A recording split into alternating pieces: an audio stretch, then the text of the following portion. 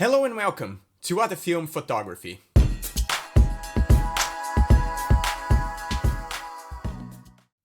A few weeks ago, I went to a local shop here in Helsinki to get some black and white film.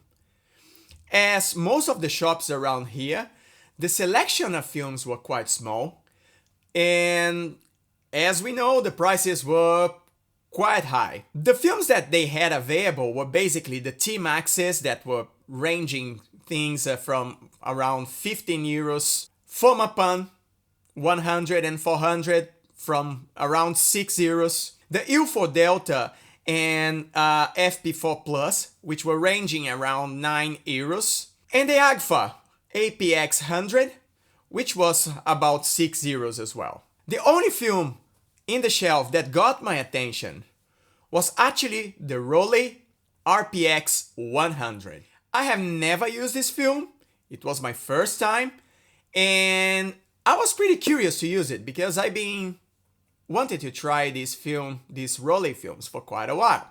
So I got the film, I loaded a camera, and I went to take some pictures from the park nearby on my place. I also took some pictures in the city. I tried the film here at my place, taking some pictures of some light lamps we have. And I also used it in the studio in a photo session that I had. So I test the film in different conditions and different situations.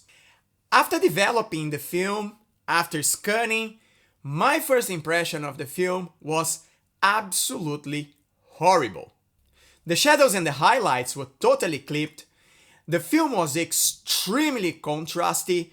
There was very little latitude for adjustments to try to recover anything in Lightroom, and I just couldn't believe.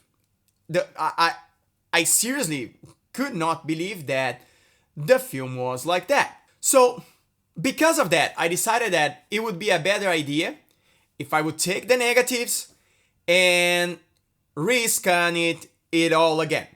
And on the process of rescanning the negatives, I found out that my Epson scanning software, that is the software I normally use for scanning, for some unexplainable reason, every time that I was setting the pictures to be scanned the way I wanted with the histogram and everything, for some reason it would reset the settings into the automatic settings of the software, which are pretty awful, contrasty, and all the bad things that I was just talking about the film.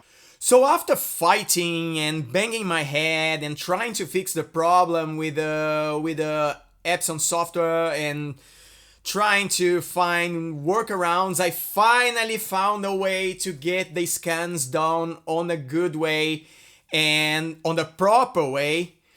And I was glad that I was wrong on my first impressions about the film.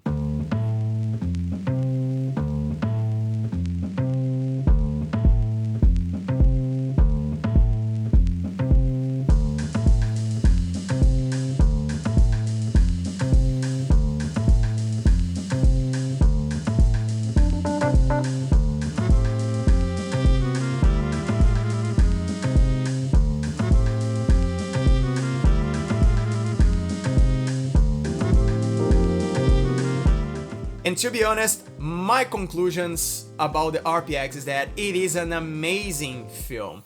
It's really, really, really sharp.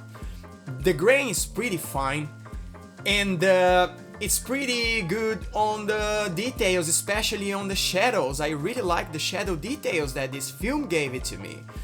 With all the honesty, it's a pretty good film. It's a pretty usable film, and I'm impressed. I'm really impressed. So doing a quick research about the RPX and what other people think about, not necessarily that it does change or impact my own opinions about the film, I found out that there is a lot of belief that the RPX from Rollei and the Agfa RPX100 is actually the same film. although I have shot with the APX quite a bit with the RPX100, I mostly shot in studio. So because the light settings that I had for this test were a bit different than the ones I tested for the APX, I cannot take a conclusion on my own about this topic. I still have some APX here at home. I'll probably load that on my camera and go shoot outside in the nature and try to make a better comparison. But as it stands, I cannot say that it is or it isn't. It is something, is a rumor that goes through the internet. I haven't found any information to confirm or to deny, and it's something for me to do in the future, probably for another video, so keep tuned. Anyway, after testing the RPX100, it's clear to me that it is a film that gets a lot closer to what the U4 Deltas and the Kodak T-Max are. Fine grain, rich in detail, and pretty sharp. And comparing the prices of its competitors with the Rollei price, which was about €7.50, I have to be honest and say that Rollei is just getting right. Of course, that they still need to do this comparison about the APX, because the APX is considerably cheaper than the Rollei.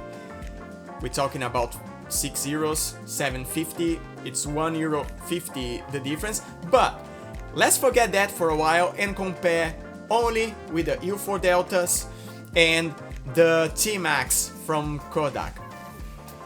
I think that Rollei is doing is getting on the right spot. I think that the $750 price range is quite good for this film, and definitely an amazing film, a really good film, and it worth every penny for its price. Still due to comparison, a more accurate comparison with the APX, but from my impression so far, it's a highly recommended film.